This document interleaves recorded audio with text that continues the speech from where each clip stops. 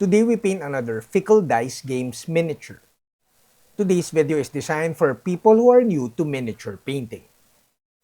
I have a lot of videos perfect for miniature painting beginners. However, some of those videos are old school, meaning their base colors, layering, washes, and then highlights. In my opinion, the traditional way of painting miniatures, which is base colors and then layering, is the best way to learn miniature painting. However, it is like these days, because of the advent of contrast paint colors or speed paints, this method is now the perfect way for beginners. Miniature painting with speed paints will give you fairly good results in a very small amount of time. Painting with speed paints is simply more satisfying or even foolproof. In this video, I'll also show you layering after speed paints and of course a little bit of painting with fluorescent paints. So join me as we paint this Fickle Dice Games miniature and turn it into this. Oh, lastly, I have a link to Fickle Dice Games in the description below. I'm Don, welcome to my studio. This channel is supported by all these awesome brands. Also, special thanks to The Army Painter for making this video possible. Also, you could check out some discount codes and links at the description below. We start with a Zenithal-ish prime, which is black primer and then gray primer and then white primer. But you could also start with just white primer. You could see in the video right now, we're doing light dry brushing with white paint so that we bring out some more details and edges of the miniature. But again, you could simply prime your miniature white to give it a brilliant finish later. Now we paint with speed paints. People ask me all the time, what's the difference of contrast paints and speed paints? Well, contrast paints are pricier and speed paints are a little bit more consistent than contrast paints. When you're just starting out using speed paints, you may find it like a little bit unpredictable because you're painting with transparent paints. But after using the speed paints for a while, after painting a few miniatures with speed paints, you'll get the hang of it and you will find the results more predictable. More predictable means that you're going to be more confident while you're painting and you'll feel that you have a bit more control as you paint. Now, if you want more control when painting with speed paints, you may add a little bit of medium. Unlike adding water, speed paint medium will add transparency to the speed paints, but it won't make it runny. But if you want the speed paints to act more like a wash, you may simply use water. The main difference of painting base colors with speed paints versus regular acrylics is the loading of the brush. You want more speed paints on the brush, thus I recommend synthetic brushes and bigger brushes when using speed paints.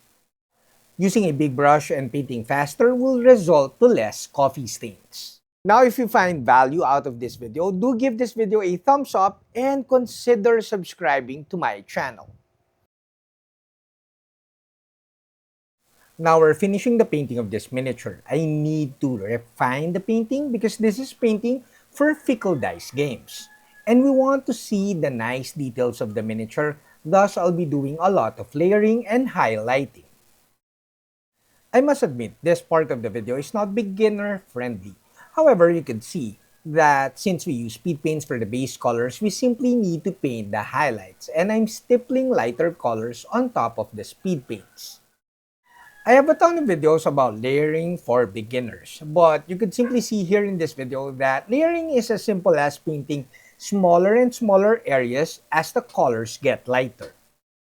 As long as you make sure that the previous colors are still visible as you paint lighter colors, you will create volume in your miniature painting. Now you can see in the video, I'm painting dark green here to create separation between the skin and the boils. And now we're painting necrotic flesh, making sure that we leave a very thin outline of the dark green that we painted earlier. The extra step of painting the darker green color before painting the lighter color gives you very good separation between the flesh tones and of course the boils. And now we're just blending it towards the skin with a speed paint wash. Now it's a matter of finishing the painting of the flame in this miniature. We start with Fiery Vermilion from the John Blanche collection, and we're painting it at the tip of the flame. If you're not using Warpaints Fanatics, which have great coverage, you may want to apply the red paint a couple of times. And now we paint the transition from yellow to red or red-orange with flickering flame. You saw in the painting of the boils and here the painting of the flame. If you do not overthink the layering, it is a very good way to paint tiny details. It gives you the utmost control. Now I don't want to spend a lot of time blending the yellows and the oranges here. So we're going to use fluorescent paints to blend everything. The orange fluorescent paint here is used to blend the oranges and the red oranges in the flame. Apply fluorescent paints at the very least a couple of times. And of course, make sure to let dry in between coats. Once happy with the orange transitions, we now switch to using yellow fluorescent paint. Now paint the yellow fluorescent along the mouth of the miniature so that you have like the core or the source of heat of the flame. Fluorescent paints are glaze paints. They're very glazy and translucent. They're perfect for blending your painting.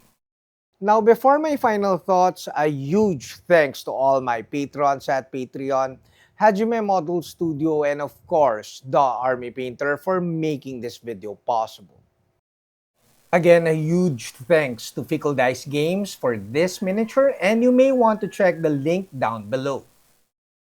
There you have it. We painted this miniature, the base colors of this miniature with speed paints, and then we painted the boils and the flame to finish it off.